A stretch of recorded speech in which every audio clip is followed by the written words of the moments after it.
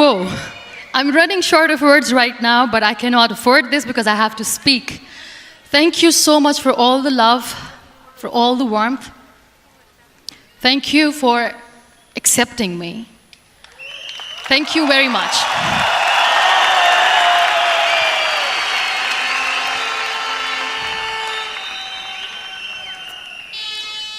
Well, I always start my talk with a disclaimer. And that disclaimer is that I've never claimed to be a motivational speaker.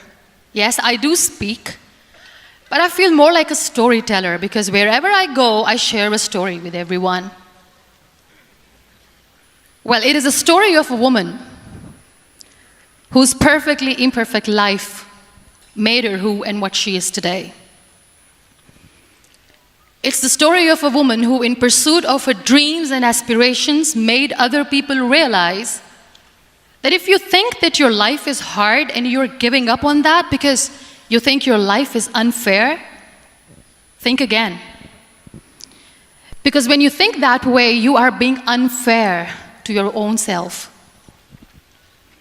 It's the story of a woman who made people realize that sometimes problems are not too big. We are too small because we cannot handle them. It is the story of a woman who with time realized that real happiness doesn't lie in success, money, fame. It lies within. Real happiness lies in gratitude. So I am here and I'm going to share the story of that woman. That is my story. The story of gratitude. I believe in the power of words.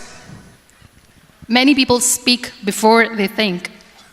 But I know the value of words. The words can make you, break you, they can heal your soul, they can damage you forever. So I always try to use the positive words in my life wherever I go. They call it adversity, I call it opportunity. They call it weakness, I call it strength. They call me disabled, I call myself differently abled. They see my disability. They see my disability, I see my ability. There are some incidents that happen in your life, and those incidents are so strong that they change your DNA. Those incidents or accidents are so strong that they break you physically. They deform your body, but they transform your soul.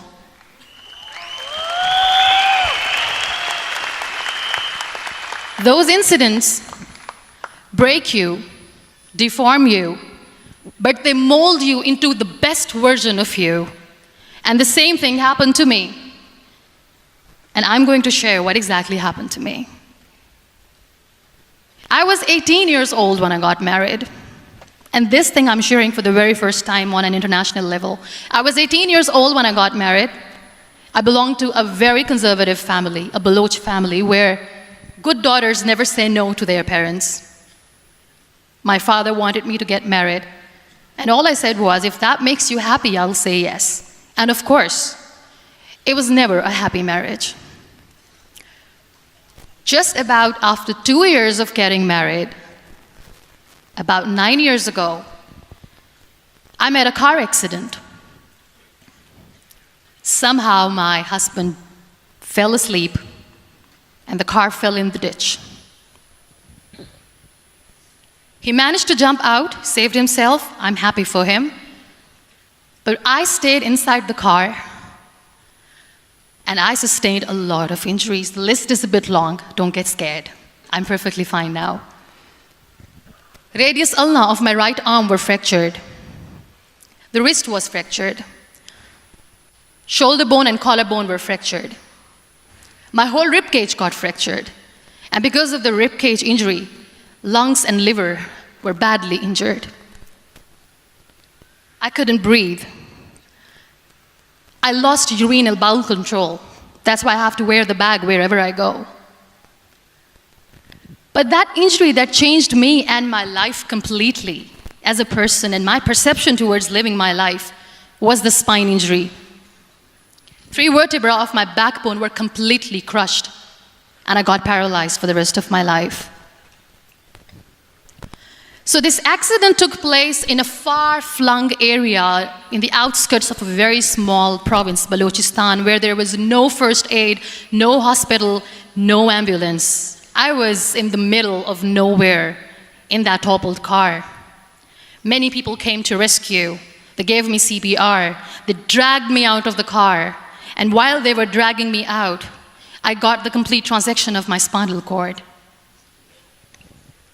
And now there was this debate going on. Should we keep it here? She's going to die. Where should we go? There is no ambulance. There was this four-wheeler Jeep standing in the corner of the street. They said, put her in the back of the Jeep and take her to the hospital, which is 3 hours away from this place. And I still remember that bumpy ride. I was all broken. They threw me at the back of the Jeep and they rushed me to the hospital.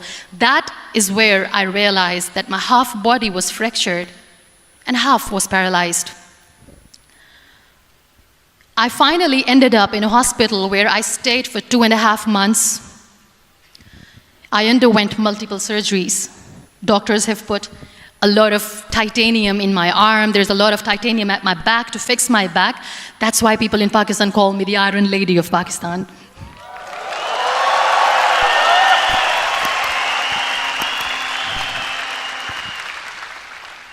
Sometimes I wonder how easy it is for me to describe all this all over again. And somebody has rightly said that when you share your story and it doesn't make you cry, that means you have healed.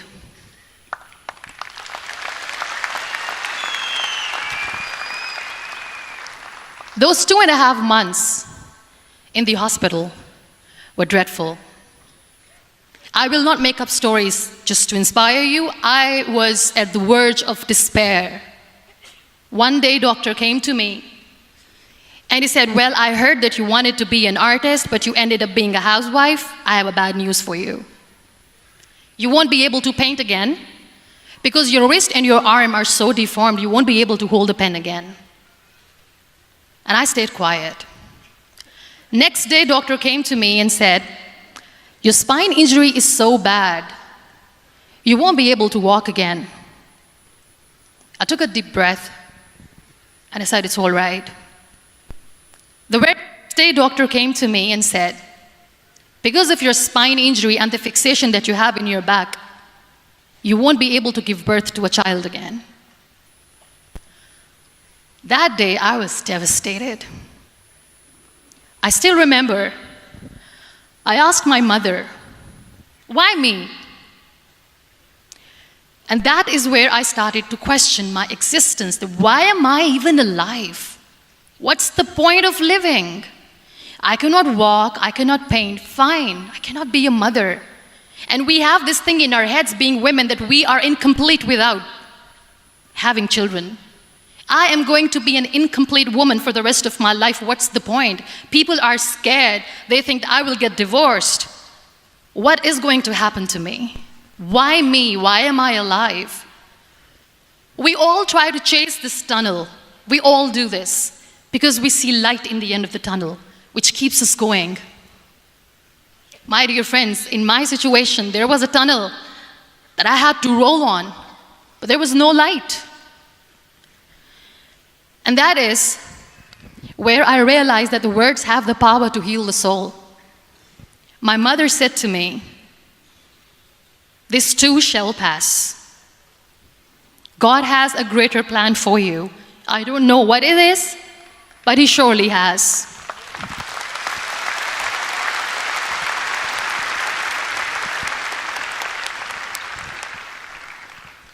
And in all that distress and grief, somehow or the other, those words were so magical that they kept me going. I was trying to put that smile on my face all the time, was hiding. It was so hard to hide the pain, which was there.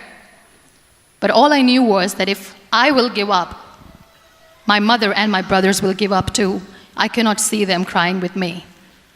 So what kept me going was, one day I asked my brothers, I know I have a deformed hand, but I'm tired of looking at these white walls in the hospital and wearing these white scrubs.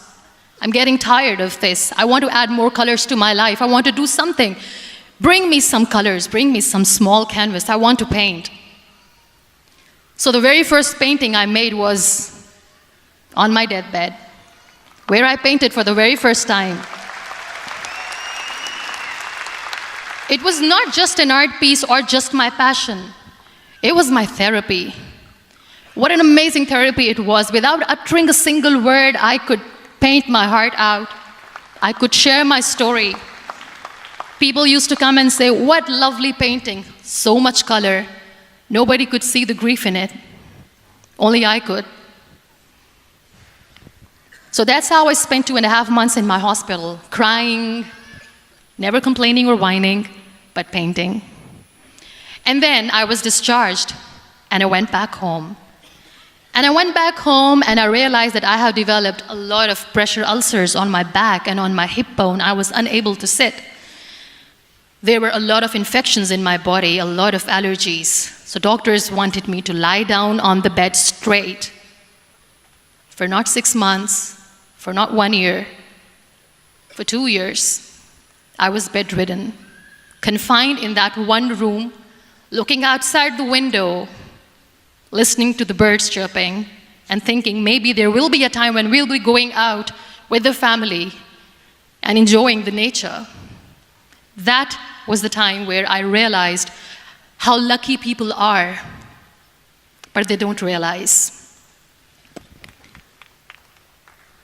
That is the time where I realized that the day I'm going to sit, I'm going to share this pain with everyone to make them realize how blessed they are, and they don't even consider them lucky. There are always turning points in your life. There was a rebirth day that I celebrated. After 2 years and 2.5 months, when I was able to sit on a wheelchair, that was the day when I had the rebirth. I was a completely different person. I still remember the day I sat on the wheelchair for the first time, knowing that I'm never going to leave this, knowing that I won't be able to walk for the rest of my life. I saw myself in the mirror, and I talked to myself. And I still remember what I said. I cannot wait for a miracle to come and make me walk. I cannot sit in the corner of the room crying, cribbing, and begging for mercy because nobody has time. So I have to accept myself the way I am. The sooner, the better. So I applied the lip color for the first time.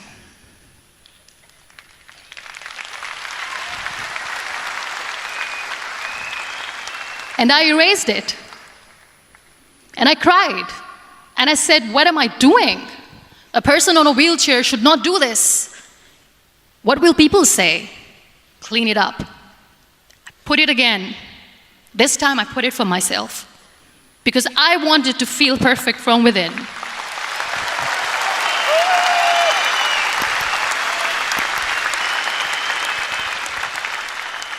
And that day I decided that I'm going to live life for myself. I am not going to be that perfect person for someone. I am just going to take this moment and I will make it perfect for myself.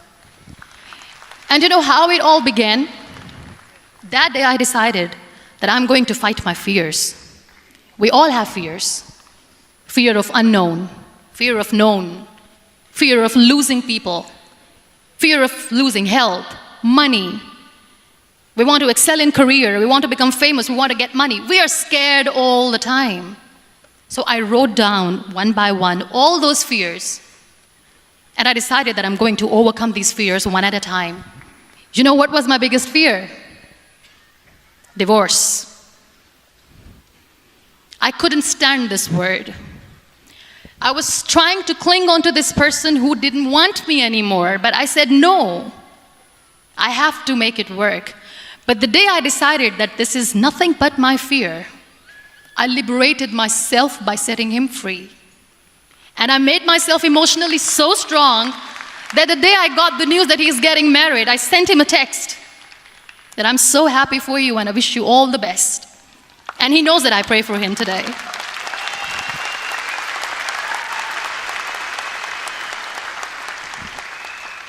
My biggest fear, number 2, was I won't be able to be a mother again.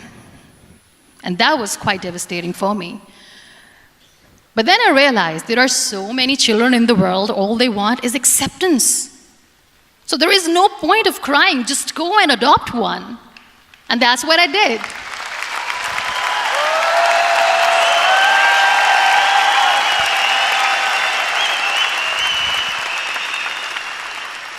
I gave my name in different organizations, different orphanages. I didn't mention that I'm on a wheelchair, dying to have a child. So I just told them that this is Muniba Mazari and she wants to adopt a boy or girl, whatsoever, but I want to adopt a kid. And I waited patiently. 2 years later, I got this call from a very small city in Pakistan. I got a call and they said, "Are you Muniba Mazari? There is a baby boy and would you like to adopt?" And when I say yes, I could literally feel the labor pain. I said, yes, yes, I am going to adopt him. I am coming to take him home.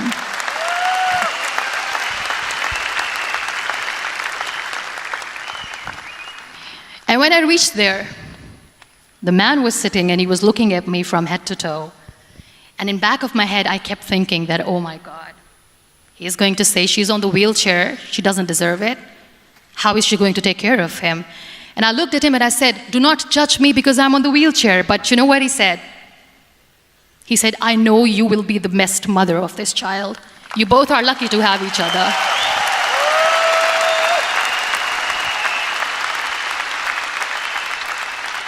And that day, that was 2 days old, and today he's 6.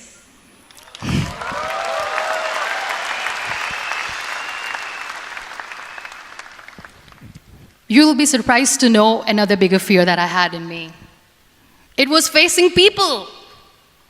I used to hide myself from people. When I was on bed for 2 years, I used to keep the door closed. I used to pretend that I'm not going to meet anyone, tell them that I'm sleeping. You know why? Because I couldn't stand that sympathy that they had for me. They used to treat me like a patient. When I used to smile, they used to look at me and say that, "You're smiling, are you okay?" I was tired of this question being asked, "Are you sick?" Well, a lady yesterday at the airport asked me, "Are you sick?" And I said, well, besides the spinal cord injury, I'm fine, I guess.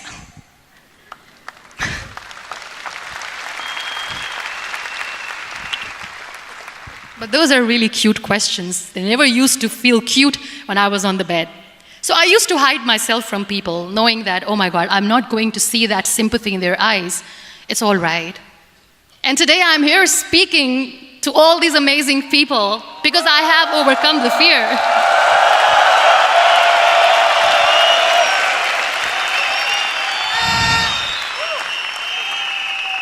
You know, when you end up being on the wheelchair, what's the most painful thing?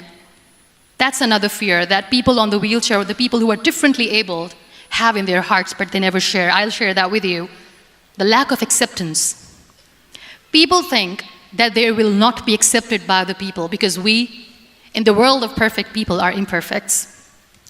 So I decided that instead of starting an NGO for disability awareness, which I know will not help anyone, I started to appear more in public.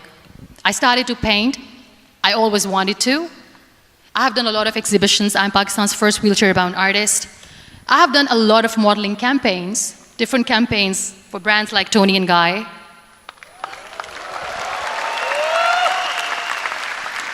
I have done some really funny, breaking the barriers kind of modeling.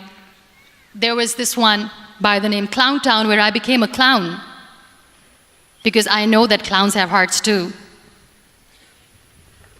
And then I also decided that if I really want to make the difference, I am not going to let people use me for their polio campaigns where they will make you a victim and an emblem of misery and mercy and will say that, you know what, give polio drops to your children or they'll become like this girl.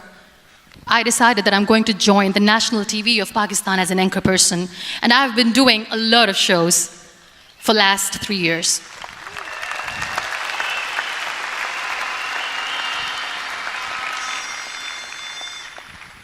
So when you accept yourself the way you are, the world recognizes you. It all starts from within. I became the National Goodwill Ambassador for UN Women Pakistan, and now I speak for the rights of women, children. We talk about inclusion, diversity, gender equality, which is a must. I was featured in BBC 100 Women for 2015. I'm one of the Forbes 30 Under 30 for 2016. And it all didn't happen alone. You all are thriving in your careers. You have bigger dreams and aspirations in life. Always remember one thing. On the road to success, there is always we, not me. Do not think that you alone can achieve things. No. There is always another person who is standing behind you, maybe not coming on the forefront, but behind you, praying for you and supporting you. Never lose that person. Never.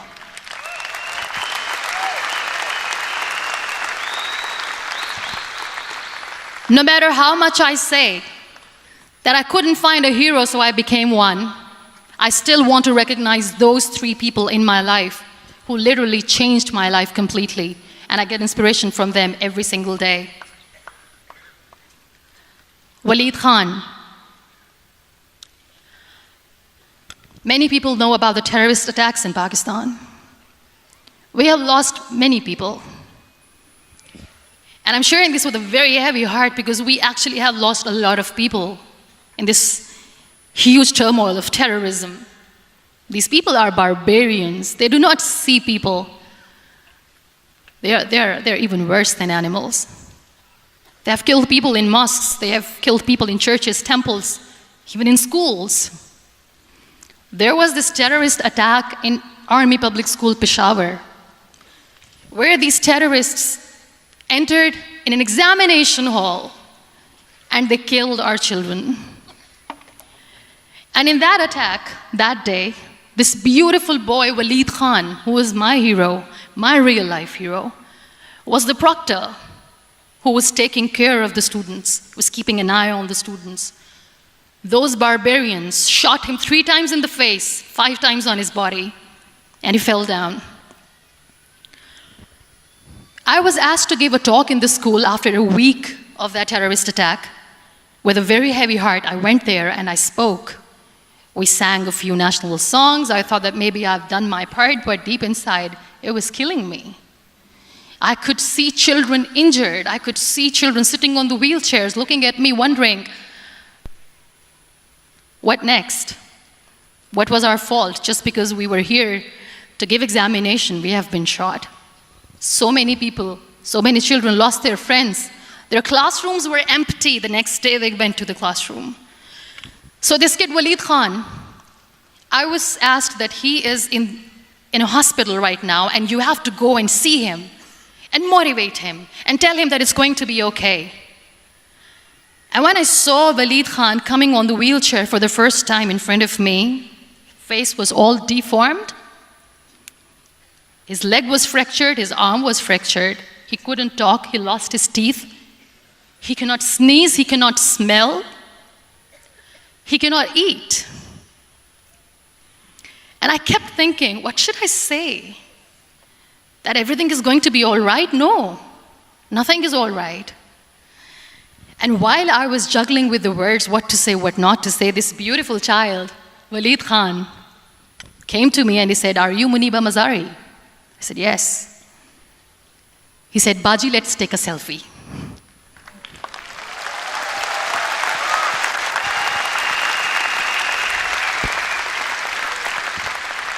And with that beautiful, toothless smile of Waleed Khan, we took that beautiful selfie that I still have with me. I don't share that here because he was in a very bad shape that time. And that is where I realized that when I was thinking too much about his deformities, he's happy with himself. He doesn't even care. Because today he goes in the same school, and when somebody asks him that, what happened to your face, why so many scars? You know what he says? "These scars are my medals and I wear them with pride."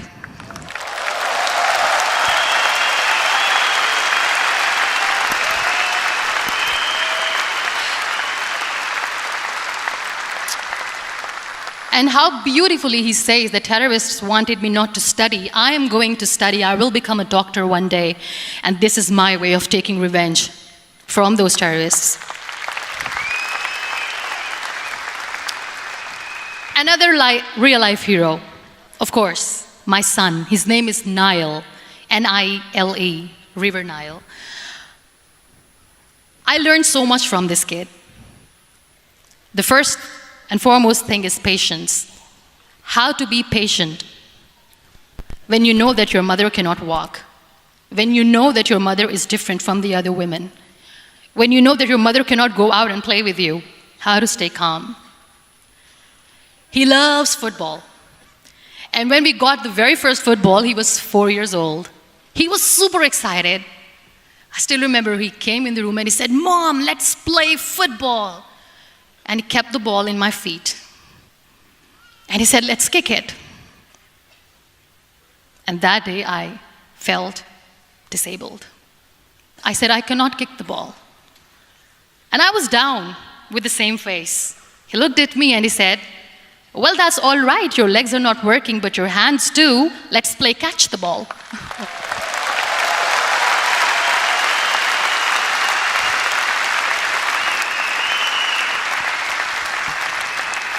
You know what? That day he made me realize that when you think your glass is half empty, come on, your glass is half full. It's all in here and here. Last but not least, the woman who made me realize that heroes have no gender. The woman who believed in me even when I was completely at the verge of despair, where everybody left, she was there. And every time I looked at her, without saying anything, she used to look at me and said, "This too shall pass. God has a bigger plan. And one day you will say that, oh my God, that is why God has chosen me." She never cried in front of me. She has always said that there will be haters, there will be naysayers, there will be disbelievers, and then there will be you proving them wrong. My mother.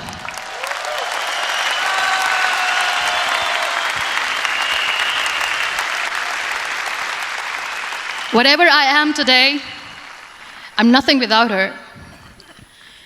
I'm nothing without her. Thank you, Mama. I wish you were here. Thank you for making me who I am today.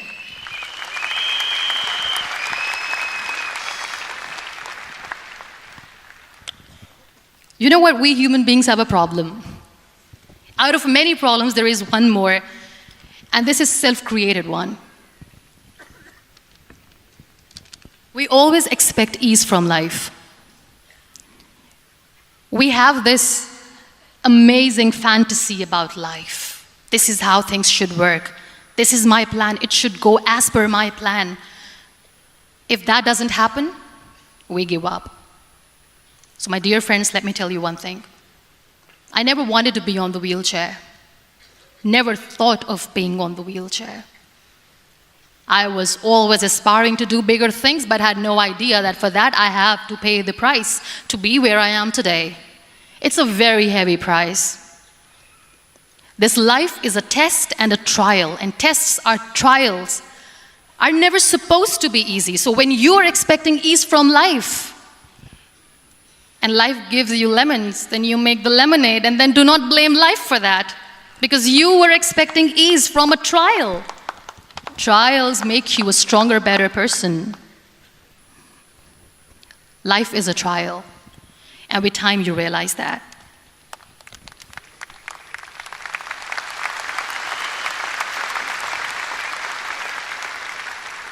It is okay to be scared. It is okay to cry. Everything is okay, but giving up should not be an option. They always say that failure is not an option. Failure should be an option, because when you fail, you get up, and then you fail, and then you get up, and that keeps you going. That's how humans are strong.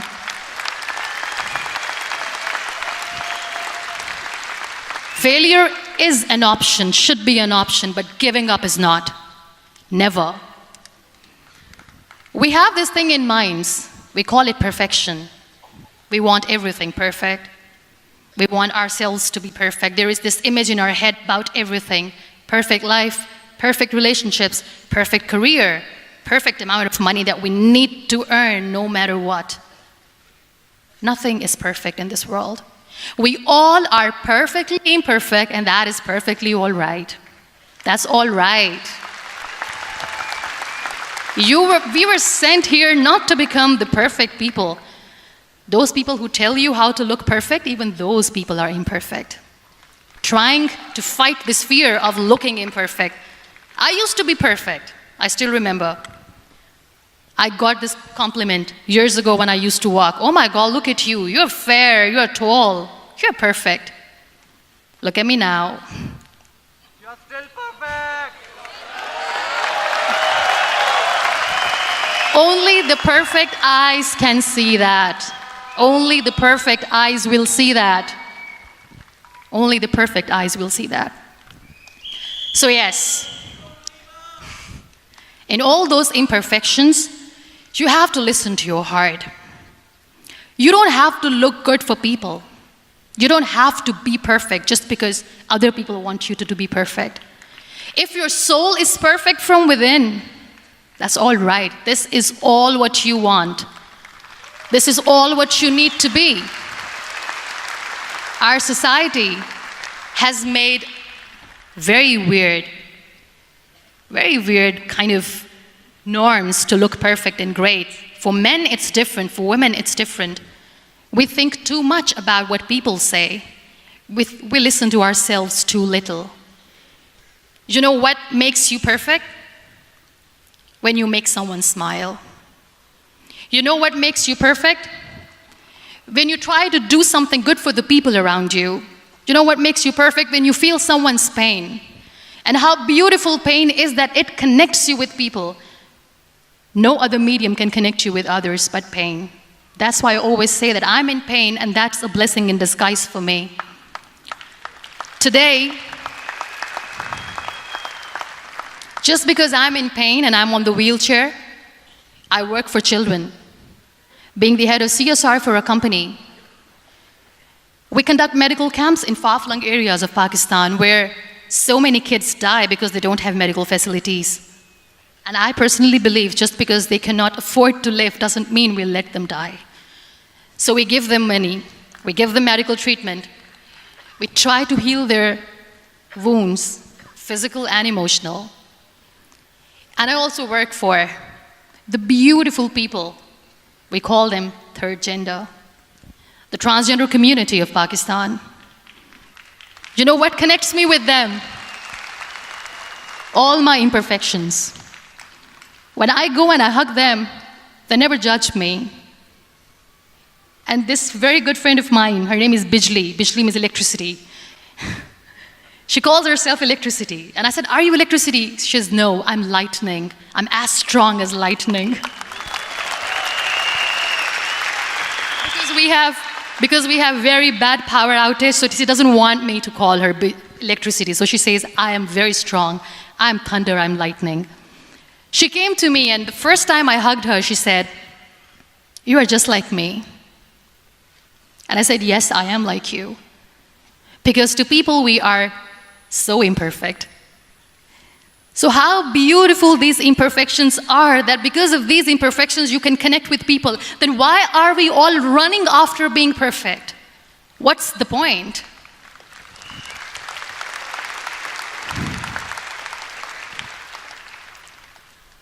Every time I go in public, I always smile. It's always a big toothy smile on my face, and people ask me, don't you get tired of smiling all the time? What's the secret?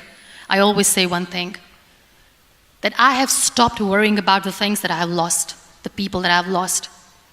Things and people who were meant to be with me are with me. And sometimes, somebody's absence makes you a better person. Cherish their absence. It's always a blessing in disguise. I always say that people are so lucky they don't even realize. You must be thinking, okay, you're lucky in what sense? Well, the breath that you just took was a blessing. Embrace it.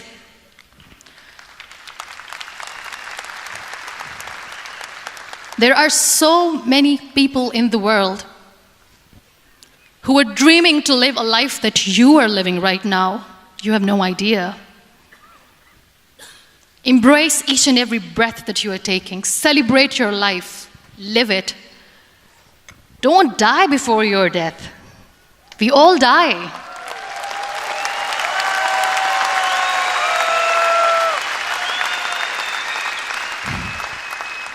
We live this one routine of a day for 75 years and we call it life. No, that's not life.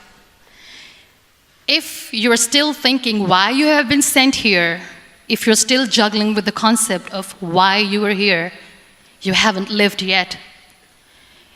You work hard, you make money, you do it for yourself. That's not life.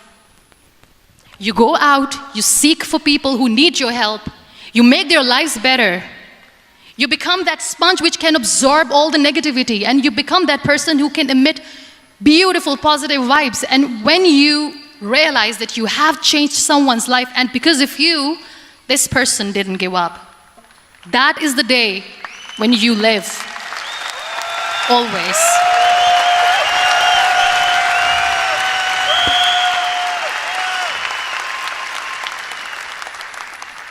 We were talking about gratitude, why I smile all the time. I cry all night when nobody sees me, because I'm a human and I have to keep the balance. And I smile all day because I know that if I will smile, I can make people smile. That keeps me going.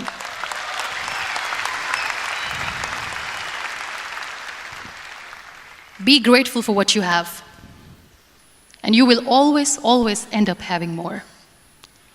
But if you'll cry and if you'll crib for the little things that you don't have or the things that you have lost, you will never ever have enough.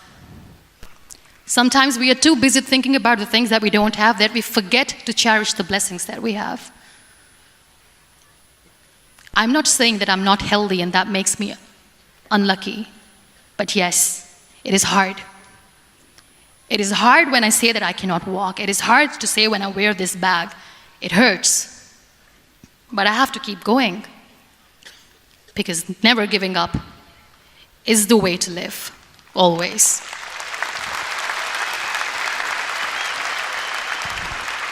So I'll end my talk on a very short note. Live your life fully. Accept yourself the way you are. Be kind to yourself. Be kind to yourself. I'll repeat, be kind to yourself, and only then you can be kind to others. Love yourself and spread that love. Life will be hard. There will be turmoils, there will be trials, but that will only make you stronger. Never give up.